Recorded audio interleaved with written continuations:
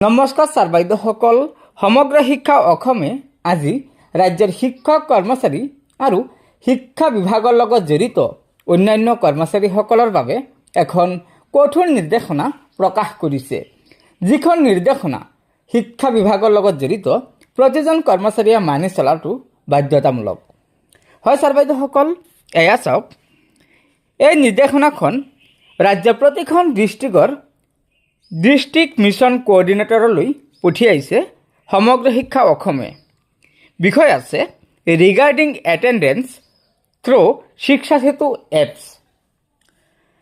তাৰপিছত এই নিৰ্দেশনাখনৰ জৰিয়তে জনাইছে যে সমগ্ৰ শিক্ষা অসমৰ অধীনত শিক্ষক আৰু বিভাগৰ লগত জড়িত বিষয়াসকলৰ উপস্থিতি অনলাইনভাৱে শিক্ষা সেতু এপৰ জৰিয়তে লোৱা হৈ আছে।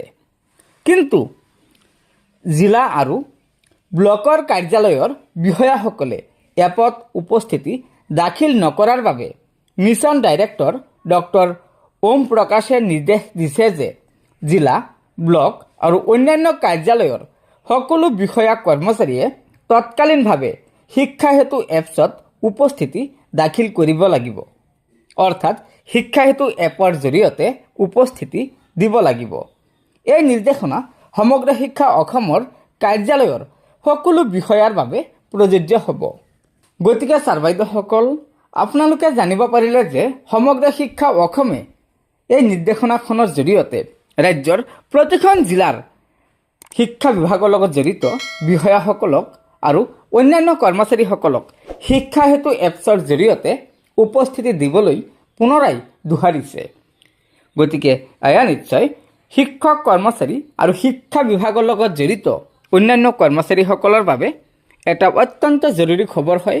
সেয়েহে লগৰ বন্ধুবৰ্গক এই ভিডিঅ'টো শ্বেয়াৰ কৰি আজিৰ এই গুৰুত্বপূৰ্ণ খবৰটো জনাই দিব।